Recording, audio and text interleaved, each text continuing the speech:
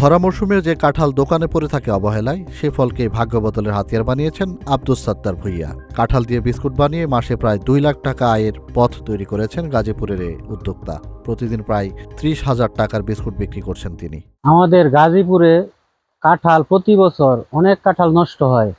এই কাঁঠাল যদি কোনো উদ্যোক্তা সংরক্ষণ কইরা ভালো কিছু তৈরি কইরা জনগণকে পৌঁছাই দিতে পারে, তাহলে আমাদের জন্য আরো বেশ উপকার হয়। প্রতি বছর হাজার হাজার টাকা আমাদের উপকৃত হবে, মানে সেভ হবে। দুনিয়া ঘোরার শখ থেকে ইন্দোনেশিয়া, মালয়েশিয়া, চীন ও জাপানে যান শ্রীপুরের আব্দুস সাত্তার। দেশগুলোতে কাঁঠালের তৈরি নানা পণ্য দেখে অবাক হন তিনি। অথচ দেশে জাতীয় ফল হয়ে অবহেলিত কাঁঠাল। খোদ আব্দুস সাত্তারের বাগানে উৎপাদিত বিপুল পরিমাণ কাঁঠাল নষ্ট হতো প্রতি বছর। ভ্রমণের সুবাদে আমি যখন ইন্দোনেশিয়া এবং মালয়েশিয়া, চায়না, জাপানে ভ্রমণ করি, ওইখানে দেখতে পাই যে কাঁঠালের বিভিন্ন তাদের কাঁঠালের চিপস, কাঁঠালের বিস্কিট, বিভিন্ন আইটেম তারা উৎপাদন করে। এদেশে তো মানে অনেক গাছ থেকে পচে পচে পড়ে, এবং আমার নিজেরও অনেক কাঁঠালের বাগান আছে। তো সেগুলো সঠিকভাবে ব্যবহার হচ্ছে না এবং মানুষের এটার প্রতি আগ্রহটা কম। একদিকে দেশে পুষ্টিকর রসালো ফলটির অপচয়, অন্যদিকে বিদেশে ফলটি থেকে তৈরি পণ্যের প্রতি মুগ্ধতা।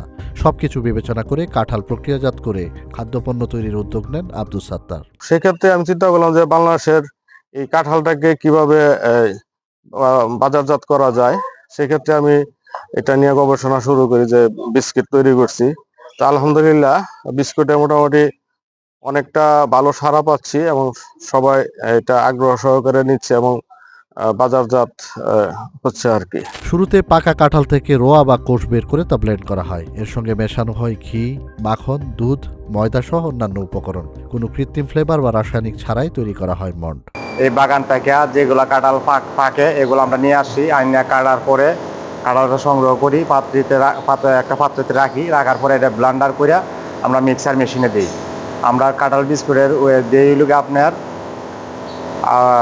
বাটার, ঘি, ডিম, দুধ, ময়দা, চিনি এগুলা দেই।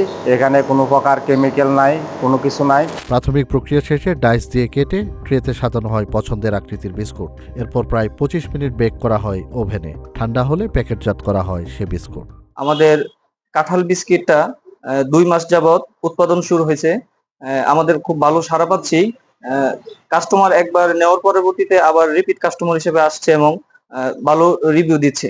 কাঁঠাল থেকে তৈরি এক পণ্যে আটকে থাকতে চান না আব্দুস সাত্তার। ভবিষ্যতে চিপস সহ আরও কিছু পণ্য তৈরির পরিকল্পনা রয়েছে তার। তবে এই ধরনের উদ্যোগকে আরও এগিয়ে নিতে ভ্যাট কমানো সহ সরকারি সহায়তার প্রত্যাশার কথা বলছেন তিনি। শ্রীপুরের উদ্যোক্তার কর্মকাণ্ডকে আশাব্যঞ্জক হিসেবে দেখছেন বাংলাদেশ কৃষি গবেষণা ইনস্টিটিউট বাড়ির এই গবেষক। একজন উদ্যোক্তা কাঁঠাল থেকে বিস্কিট তৈরি করছেন, যেটি খুবই আশাব্যঞ্জক। এ ধরনের প্রযুক্তি বিশেষ করে কাঁঠালের বীজ, কাঁচা কাঁঠাল এবং পাকা কাঁঠালকে শুকিয়ে যে পাউডার তৈরি করা যায়, এখানে প্রচুর পরিমাণে পুষ্টিগুণ রয়েছে। বিশেষ করে প্রোটিন, কাঁঠালে মিনারেলস, অ্যান্টিঅক্সিডেন্ট এগুলো রয়েছে, ফাইবার। বাগানে পচে যে কাঁঠাল নষ্ট হতো, সে ফলে এখন আব্দুস সাত্তারের ব্যবসার মূল উপকরণ। প্রক্রিয়াজাত করে কাঁঠালের অপচয় রোধের পাশাপাশি তিনি তৈরি করছেন নতুন আয়ের পথ। তার দেখানো পথ হয়তো বাংলাদেশের কাঁঠালের আন্তর্জাতিকায়নে রাখতে পারে বড় ভূমিকা।